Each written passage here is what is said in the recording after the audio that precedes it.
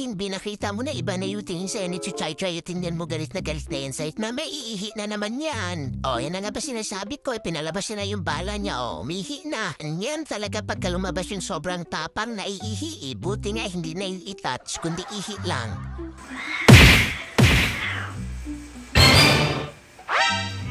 Mami, si Itri, ginakampihan mo talaga yung anak mo napakasuplado, ha?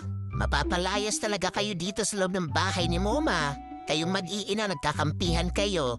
Wala talagang mga matitinong nangyayari dito sa loob ng bahay ni Moma.